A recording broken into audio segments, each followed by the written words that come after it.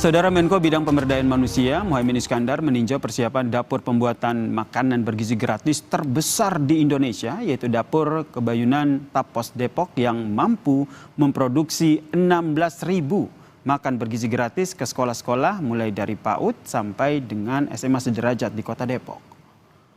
Menko Bidang Pemberdayaan Manusia Caimin meninjau persiapan proses masak, pengepakan makanan di Dapur Kebayun Tapos untuk melihat pendistribusian makan bergizi gratis kepada para peserta didik di Kota Depok, Jawa Barat. Program makan bergizi gratis juga harus melibatkan petani, supplier sekitar agar berdampak kepada UMKM. Makan bergizi gratis ini, saudara, dilaksanakan bertahap dan ditargetkan bulan Juli nanti dapat diberikan kepada seluruh peserta didik.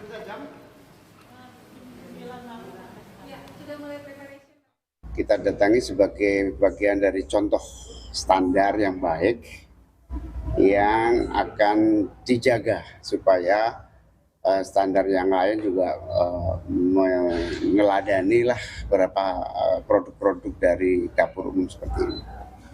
Nanti selain dapur seperti ini kita harapkan juga berdampak pada UMKM. Artinya masih ada evaluasi? Bukan, karena anggarannya terbatas, maka Juli akan penuh bertahapnya.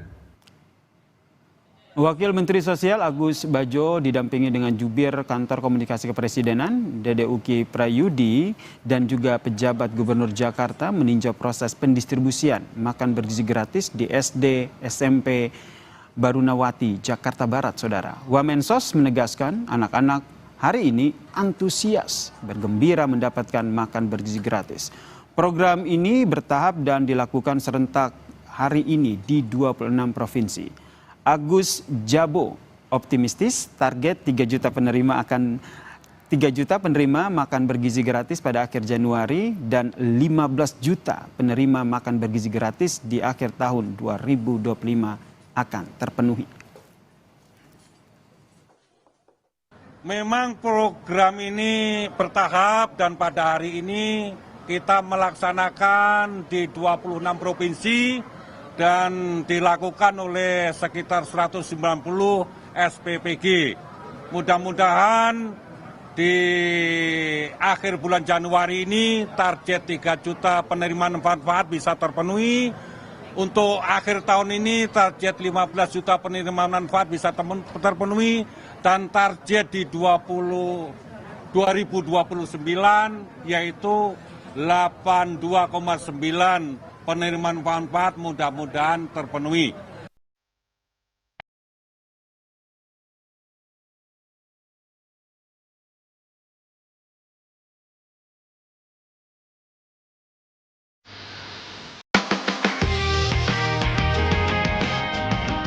Program makan bergizi gratis digelar serentak hari ini di 196 titik di 26 provinsi.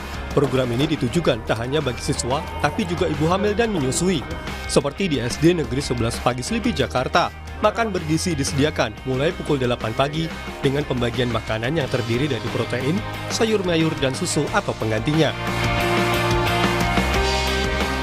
Program makan bergizi gratis telah berlangsung sejak tanggal 9 Desember 2024 ini di SMK Negeri Medan disukai para siswa karena menu yang disediakan beragam. Dengan program makan bergizi gratis, para siswa juga lebih teratur makan siangnya. Menurut saya sih makanannya enak-enak ya Bang, varian menunya juga beragam gitu kan. Nah apalagi yang paling penting nih dengan adanya program ini nih, kami nih nggak perlu berat-berat bawa bekal lagi gitu. Dan juga adanya program ini buat kami itu lebih teratur akan makan siangnya. SPPG Kota Depok menyiapkan 3.000 porsi makan bergizi gratis yang dibagi menjadi 2 rentang waktu, yakni pukul 8 dan pukul 11 siang, yang akan dibagikan kepada siswa sekolah dasar di 10 SD di Kota Depok, Jawa Barat. Dan untuk makan bergizi gratis siang hari juga melibatkan 50 warga sekitar yang didominasi oleh ibu-ibu sebagai juru masaknya. Persiapannya dan mulai jadwal schedule untuk pemasakannya itu hari Minggu, mungkin Minggu malam karena dibagi 2 schedule untuk tidak masak. masak dari jam 1 untuk jam 8 untuk anak-anak SD jam 8 dan jam 3 untuk anak SD jam 11. Kita ambil warga sini, diberdayakan warga sini, di masyarakat sini yang memasak.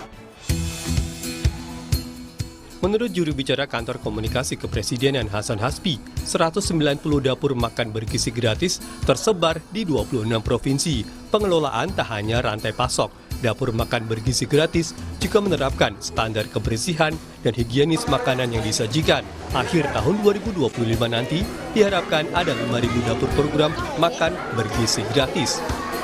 190 dapur MBG ini tersebar di 26 provinsi. Dan pengelolaan ini tidak hanya sekedar persoalan rantai pasok, tapi juga bagaimana kebersihan dan higienis makanan yang ada di dapur. Di akhir tahun 2025 nanti diharapkan akan ada sekitar 5.000 dapur MBG dan bisa melayani sedikitnya 15 juta penerima manfaat.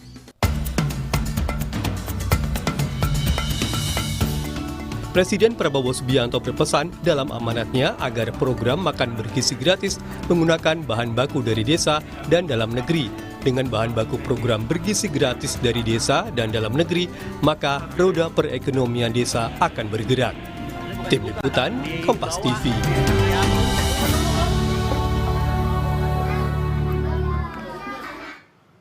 Tenaga ahli utama Kantor Komunikasi Kepresidenan, Dede Prayudi, menyatakan pemerintah tidak mematok anggaran per porsi untuk menu makan bergizi gratis. Anggaran yang sebelumnya disebut sebesar Rp10.000 merupakan harga yang dikira-kira per porsi.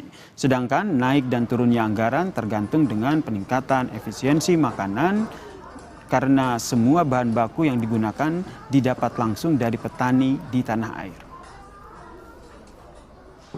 Kalau kita berbicara anggaran, tidak pernah anggaran program makan bergizi gratis itu disusun per porsi.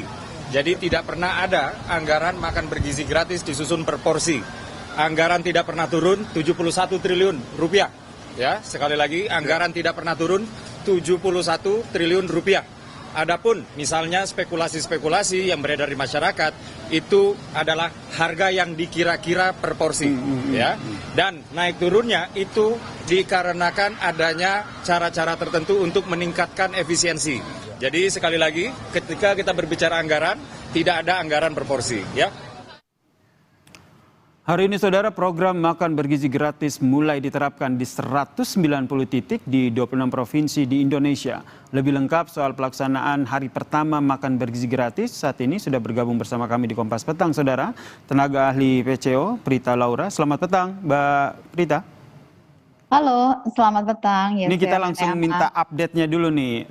Berapa siswa yang sudah mendapat makan gratis di tahap pertama ini atau hari pertama ini?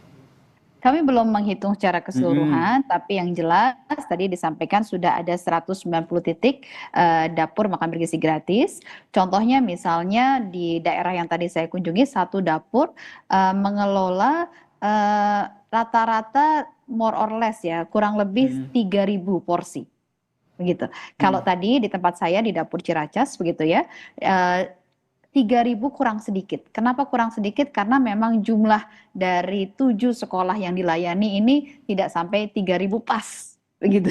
Jadi ini yang membuat kami memang masih mengumpulkan data dari semua yang ada, karena memang tidak bisa diketok begitu ya bahwa satu dapur semua 3.000 karena jumlah dari masing-masing anak di sekolah tersebut berbeda-beda ya. Mbak Lulu, tapi ya, targetnya masih on track ya, 3 juta penerima sampai akhir Januari nanti. Kita doakan bersama, kita upayakan bersama. Amin. Dan harus on track. Karena bagaimanapun ini adalah sebuah langkah yang sangat penting yang bagaimanapun harus kita sukseskan untuk mencapai sumber daya manusia yang berkualitas. Indonesia Emas 2045 itu tidak sebentar, tidak lama, sebentar kalau dalam hitungan kita tumbuh kembang manusia begitu ya. Jadi ini adalah satu masa, saya sampaikan ini sebuah golden moment untuk kita bisa membangun bangsa kita. Jadi harus tercapai, kita harus tercapai begitu ya bersama. Mbak Lulu, tapi catatan untuk hari ini, hari pertama program makan gizi gratis berlangsung apa saja? Sudah berjalan dengan baik secara keseluruhan. Ada beberapa catatan memang karena memang proses untuk membangun dapur ini tidak semudah yang dipikirkan oleh masyarakat begitu ya. Ada proses di mana pengadaan bangunannya, kemudian memasukkan, kemudian peralatannya, kalau bicara mengenai mengumpulkan sumber daya manusia. Jadi banyak sekali proses yang sangat kompleks yang memang ini sedang terus-menerus kemudian berproses untuk diperbaiki. Namun secara sistem sudah dibangun sedemikian rupa, selama 6 bulan uji coba terus dilakukan, kita bisa melihat sistemnya seperti apa yang bisa memastikan agar rantai pasok ini bisa berjalan dengan baik dan kemudian memberikan makanan yang berkualitas bagi anak-anak Indonesia. Terutama juga bagaimana pengolahan makanannya, jangan sampai kemudian ada makanan yang basi, jangan sampai kemudian ada makanan yang kualitasnya tidak baik, ada anak Indonesia yang keracunan, jangan sampai seperti itu. Dan juga dipikirkan juga bagaimana proses transparansinya, agar jangan sampai kemudian program ini menjadi sebuah ajang pungli baru. Sistem dibuat sedemikian rupa dan ini adalah sistem yang terus berkembang, terus berproses. Jadi pembelajaran itu menjadi satu kata kunci utama untuk membangun sistem yang terbaik untuk makan bergizi gratis bagi masa depan anak Indonesia ini. Sistemnya sudah terbangun, kemudian mekanismenya juga sudah diatur sedemikian rupa. Namun ada informasi terkait dengan penundaan program MBG di Merauke. Update-nya seperti apa, Mbak Lulu?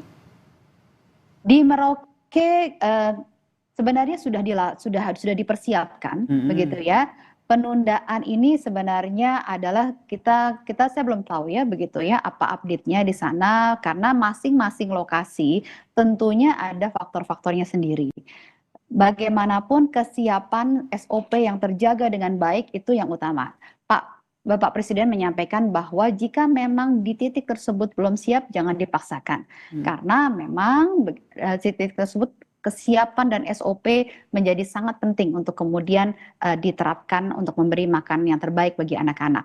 Jangan sampai karena kondisi dapurnya kurang higienis, kemudian dipaksakan diberikan, itu tentunya tidak diinginkan. Jangan sampai dipaksakan ternyata malah realisasinya tidak baik begitu kan? Seperti ada makanan basi dan segala macam. Ini yang tidak diharapkan terjadi. Nah, dari program yang sudah berjalan ini kemudian kan selalu digaungkan bahwa ada pelibatan warga lokal, kearifan lokal, kemudian memanfaatkan semua sumber daya termasuk hasil tani dari warga lokal. Apakah ini juga sudah terrealisasi di hari pertama ini?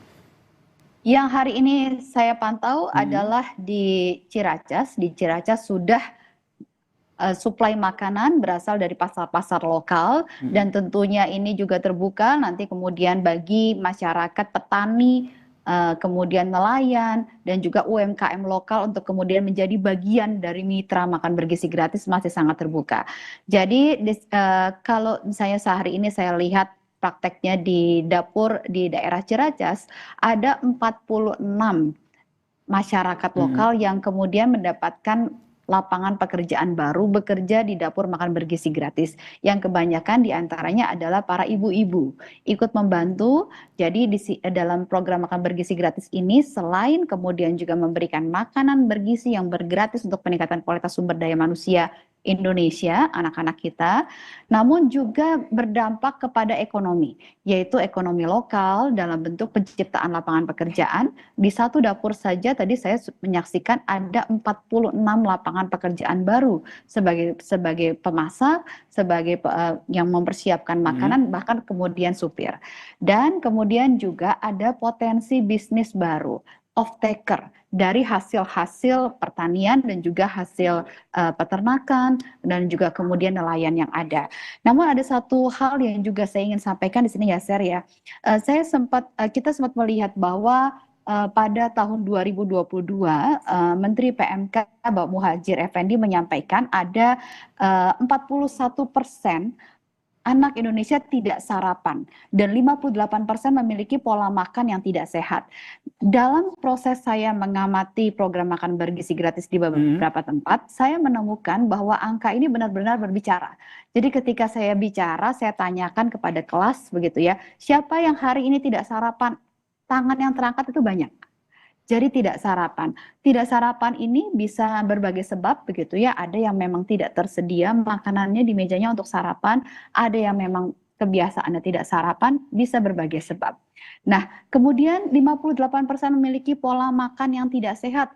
Data tersebut ternyata juga berbicara di lapangan. Jadi sehingga kami akhirnya melihat sehingga akhirnya kami- program gizi gratis, makan bergizi gratis ini akhirnya dihadirkan sehingga bisa menyelesaikan masalah-masalah yang tadi Mbak Lulu sampaikan ya. Kemudian ini terkait dengan hitungan anggaran, hitungan pemerintah realisasi anggaran di tahap awal. Kalau kita dengarkan tadi disampaikan bahwa anggarannya ini totalnya 71 triliun, tidak pernah turun. Tapi di masa awal program makan bergizi gratis ini berapa anggarannya?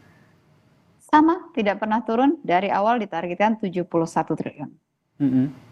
Berarti tidak akan turun dan anggaran ini akan selalu digunakan untuk program sampai target nanti ada 5.000 dapur makan bergizi gratis ya di akhir tahun ya? Ya, betul. Baik, terima kasih Mbak Prita Laura telah berbagi informasi di Kompas Petang. Tenaga ahli PCO, Prita Laura. Terima kasih ya, Ser.